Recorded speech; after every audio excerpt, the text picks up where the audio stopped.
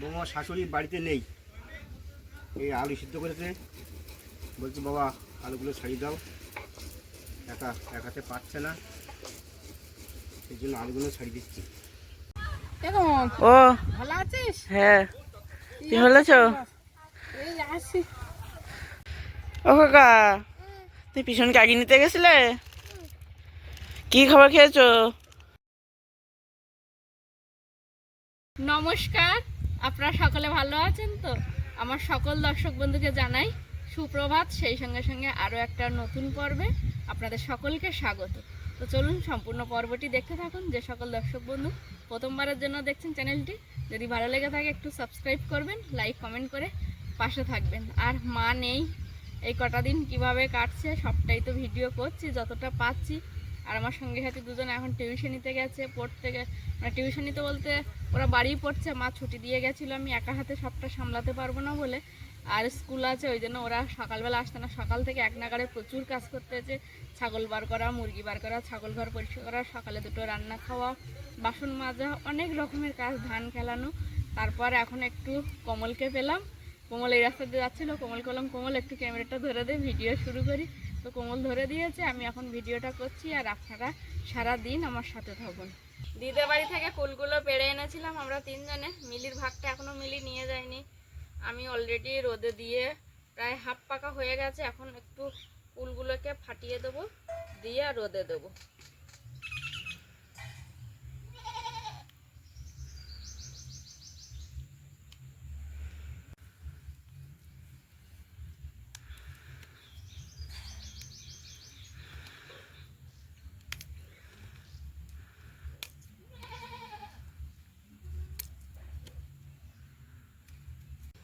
অল্প কিছুটা ফুল ভালো রকম পেকেছে, সেগুলোকে ফাটিয়ে দিয়েছি, রোদে রাখবো।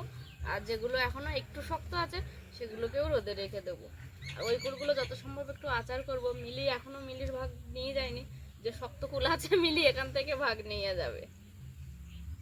এখন বাগানে আসছি, পালং শাকের শীষ হয়েছে, তো আজকে বেগুন পালং শাকের শীষ কাটবো। আর বাবা বাজার থেকে মটরশুঁটি এনেছিল, মটরশুঁটি দিয়ে একটু চচ্চড়ি করবো।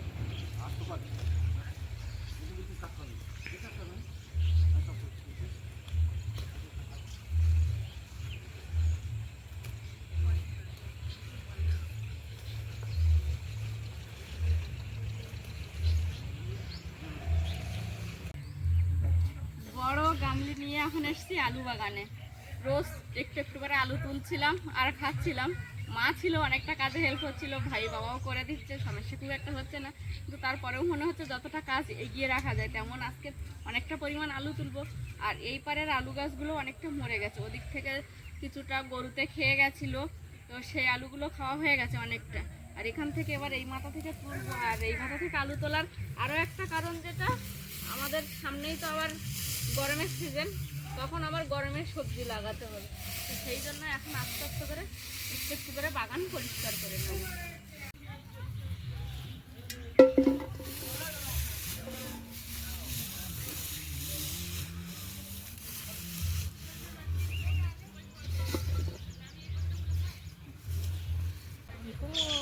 ও একটা গাছে দেখ ছোটো ছোটো আলু হয়েছে, আর তার মধ্যে একটা কত বড় আলু হয়েছে।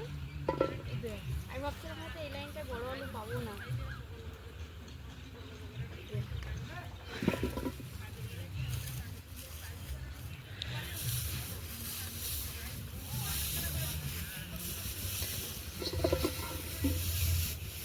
না রে, এই সাইডটায় আলু মনে হয় ভালো হবে জানিস, হ্যাঁ, হয়তো ভালো হবে না।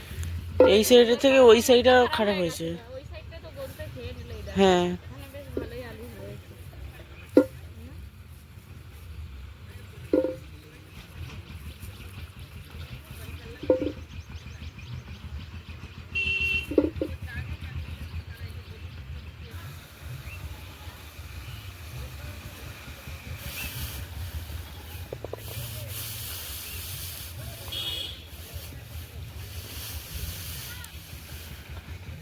এখান থেকে হলুদের গন্ধ বেরোচ্ছে, এটা হলুদ বাগান ছিল তো ওই জন্য।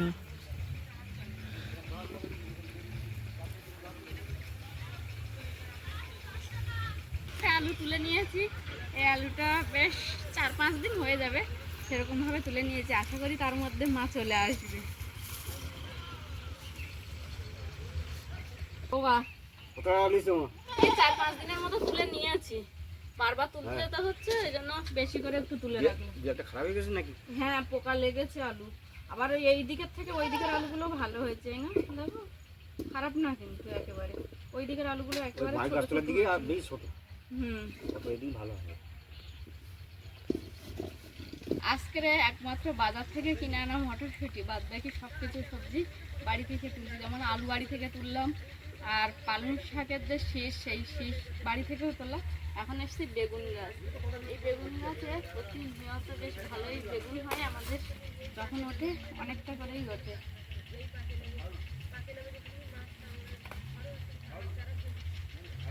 আর আছে কি বড় দুটো হলেই হয়ে যাবে, চচ্চড়ির জন্য খুব একটা বেশি লাগবে না। কোমল জানিস বেগুন তুলতে গিয়ে মনে হয় হাতে কাঁটা ফুটেছে, জ্বালা করছে। তাহলে হয়তো ফুটেছে বেগুনের বোঁটায় যে কাঁটা। হ্যাঁ, আমাদের ওগুলো সাদা বেগুন আর কাঁটা বেগুন। দিদি বাড়ি থেকে তো অনেকটা কুল নিয়ে এসছি, সেইখানটায় মিলি এখনো ভাগ নিয়ে যায়নি। আমি আজকের কিছুটা পাকা কুল ফাটিয়ে দিয়ে রোদে দিয়েছি, আবার ফের দেখছি পাশের বাড়ির কাকাদের মানে মিতা তনুদের বাড়ি থেকে আবার কিছুটা কুল পাঠিয়েছে ভাইয়ের হাত দিয়ে। এখন এগুলো ধোবো, সঙ্গে বাবার একটা সোয়েটার ভেজানো আছে, বাবা ভিজিয়ে রেখেছে, ওটা কেচে দেবো। এ কুল খেয়ে তো চোখ খোলা যাচ্ছে না কোমল, বিরাট টক। শুকনো করে রেখে দিই, পরে চাটনি করবো।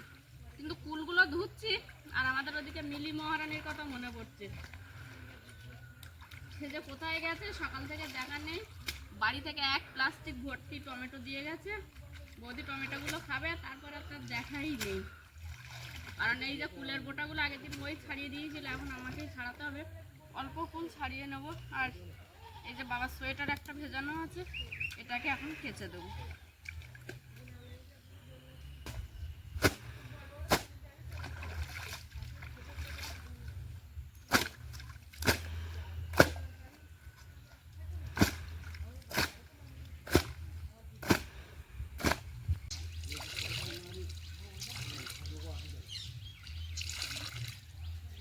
বাবার সোয়েটার ভালো করে থুপে থুপে কেচে নিয়েছি, এখন ধুয়ে উঠিয়েছি, মেলিয়ে দেবো। ওবার সোয়েটার কোন দড়িতে দেবো? ওই দড়িতে না এই দড়িতে? এটা টানা রোদ অনেকক্ষণ থাকে। হ্যাঁ, মেলিয়ে দেওয়া হয়ে গেছে, এখন অন্য কাজ। আর আজকের আপনাদেরকে আরো একটা ভালো খবর দিই, ভাইয়ের পোলট্রির ফার্মের জন্য তো পিলিয়ার বসানো হয়ে গেছে গাড্ডাতে। আর এখন ভাই আবারও কিছুজন লোক ধরেছে কাজের জন্য। পুকুরে কাঠ ভেজানো ছিল, সেগুলো তোলা হবে। পাশের খালে বাঁশ ভেজানো ছিল, সেগুলো তোলা হবে। চলুন এবার সেইগুলো আপনাদেরকে দেখাই।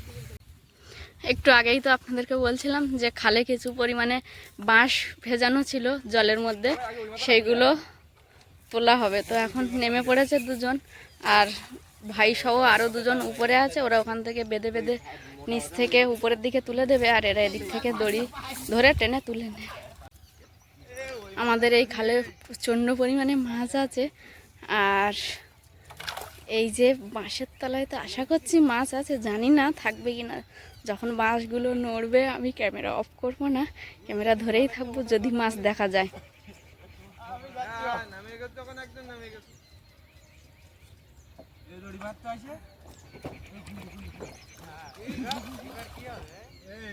ওই যে একটা মাছ লাফ দিল।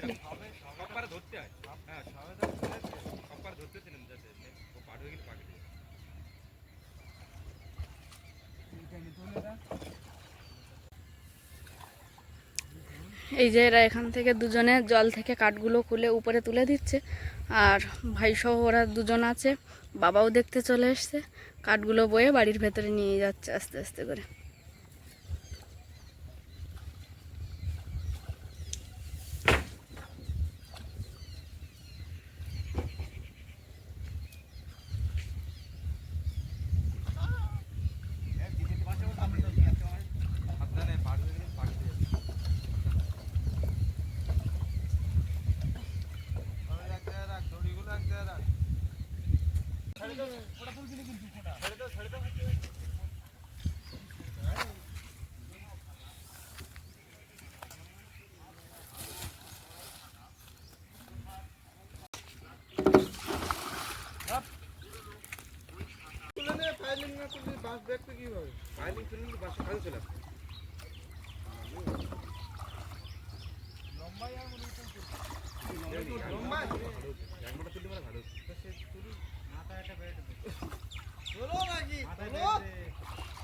আরে ওই ভাই নিয়ে যাচ্ছি কেন, ওটা দূরে থাক না। এই দেওয়া ওই জমে আছে ঠিক আছে। আর তিনটা বার বার একটা এই তো পাই জানা লাগে না, এই গিরি করে লাগিয়ে আর যদি কি হবে দুদিন ভিড়ে ঘাড়ে ফেলতে চিন্তা করে দিলে কাজে লাগে এখানে দেন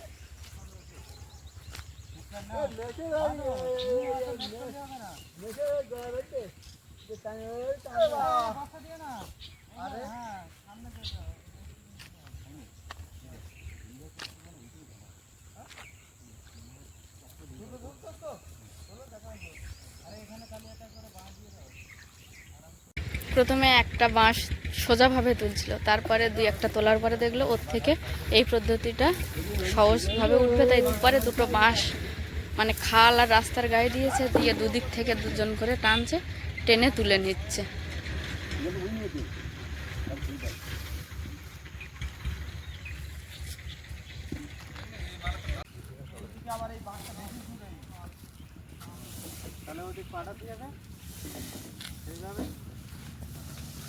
ওখানে দুটো সিমেন্টের বস্তা এনে দিয়েছে।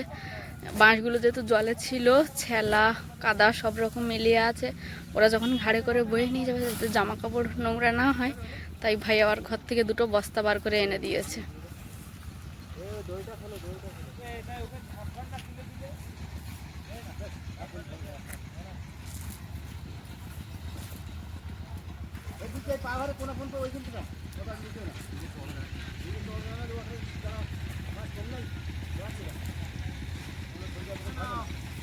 বাবা ওদিকে কিন্তু এক নাগাড়ে সকলকে ডিরেকশন দিয়ে যাচ্ছে, কোনভাবে কোনটা রাখলে হয়, কিভাবে নিয়ে গেলে হয়।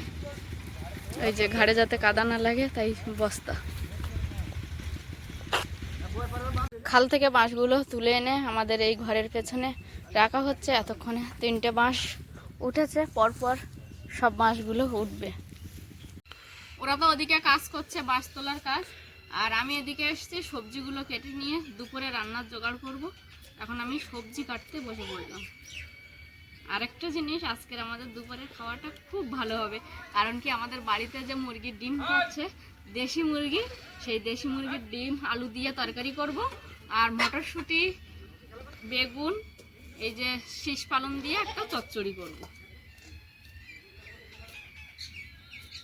খালে আমাদের প্রায় 50টার কাছাকাছি বাঁশ ছিল।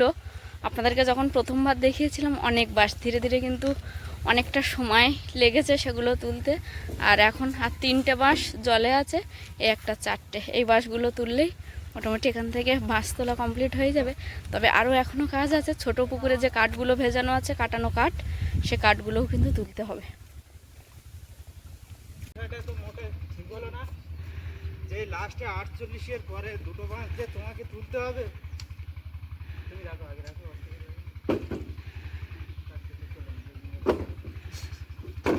তুমি ঠিক করলে না।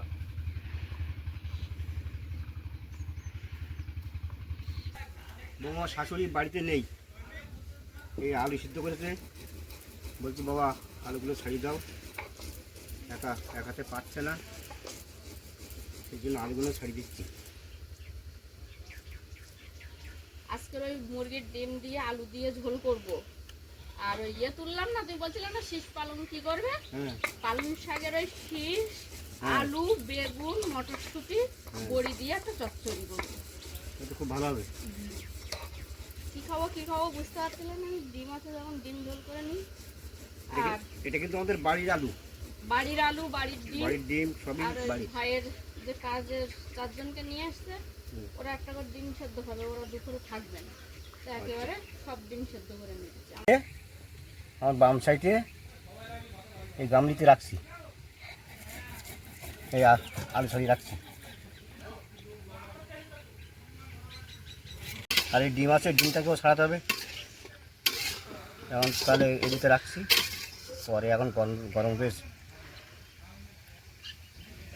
থাকবে।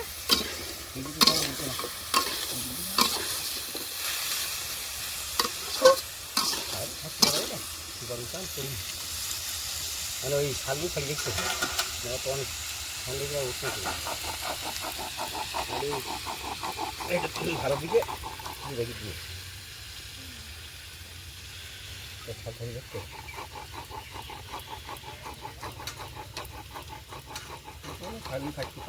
যে চারজন এত কষ্ট করে বাঁশগুলো তুলছে ওদের তো একটু টিফিন দিতে হবে। ওরা দুপুরে খাবে না, জিজ্ঞেস করা হলো ওরা দুপুরে খাবে না, তো ওদেরকে এখন টিফিন দেবো এই বাড়ির ডিম আর একটা করে টোস্ট। চারটে হয়ে গেছে। ওই ইয়ে নেবেন একটু গোলমরিচের গুঁড়ো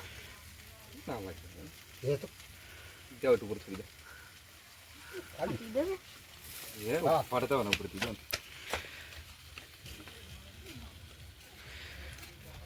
নেবে তুমি এমনি দিয়ে দেবে কৌটা ধরে। আমার জিপ দিয়ে সরিয়ে না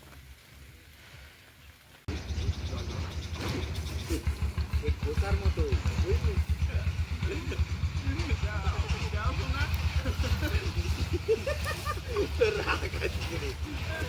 কি বাজে না পুরি রাখবি শোনা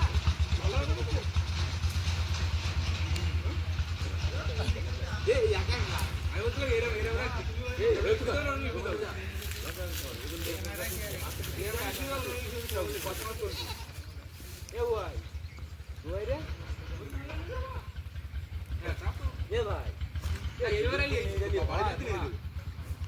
কত বল এক সময় দাঁড়িয়ে থাকবো একা একা নে যা।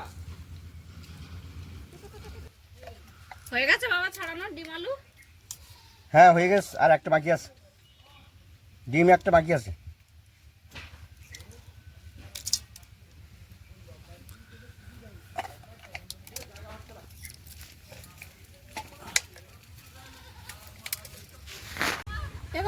ও ভালো আছিস? হ্যাঁ, তুমি ভালো আছো? এই আসি তাড়াতাড়ি দাদি যাই টাকা দাও। ও বাবা রে তাড়াতাড়ি আগিয়ে নিতে গেছে তাই টাকা দিতে। তোমার শাশুড়ি আগিয়ে নিয়ে টাকা দাও। এই খোকা তোমার টাকা ধরে আগিয়ে নিতে টাকা দাও। এই খোকা তুই আমার এগিয়ে নিয়ে এসেছিস, তোকে টাকা দিতে হবে। তা দে এদিকে আয় টাকা দি, আয় টাকা দি, খাবারটা দে আমার। দোকানি গুলো বাজারে, হ্যাঁ তা ওই একটা কি খাবার কিনে দিয়েছে সেখানতে খুলে খাইতে, যে দোকানে গেছে সেখানকে দাঁড়িয়ে দাঁড় নেবেন। আবার সেখান থেকে একটা আম জুস এনে দিয়েছে সেটা খাইয়েছে, এখন আবার মোটে আমাদের চল না। ও কাকা, তুমি পিছনকে আগে নিতে গেছিলে? কি খাবার খেয়েছো?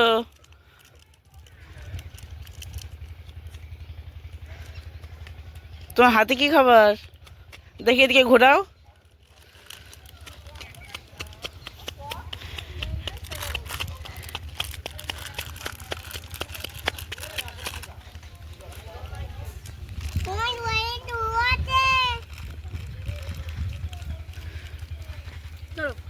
একটু রান্না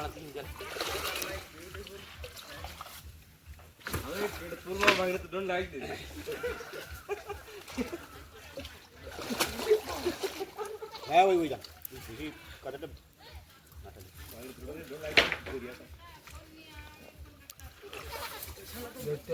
ধরবো তো কটা ধরবো এবং এই ডোন্ট লাইক দিস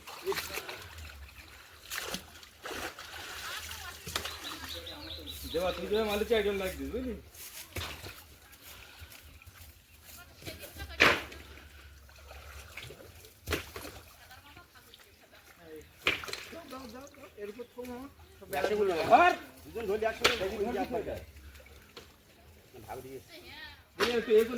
গাড়ি থামি ডাইরেক্ট জায়গা এখানে ফেলিনি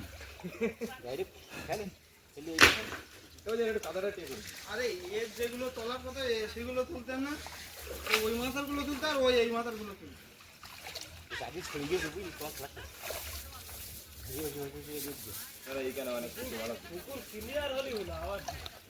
হ্যাঁ জানো তো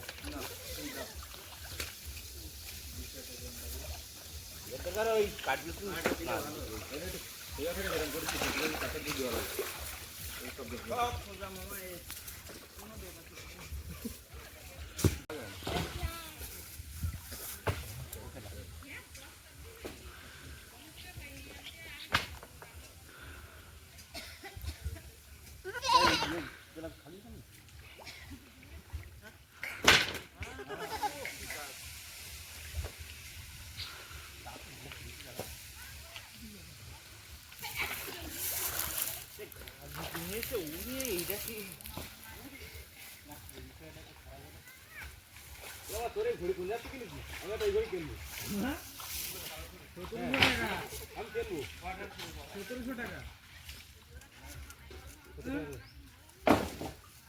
আরে এইগুলো আগেরকার ওই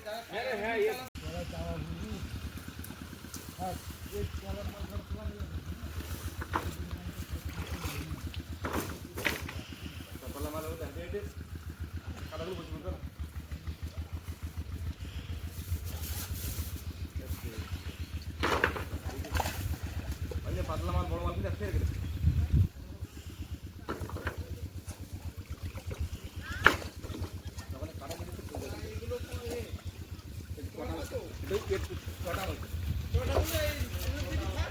একটু ফাঁকা ঘুরে রাখি এবং ওর উপরে রাখি না তাহলে সোজা থাকবে না এর উপরে দেওয়া বেশি বিক্রি হবে এগুলো তো হ্যাঁ থাকবে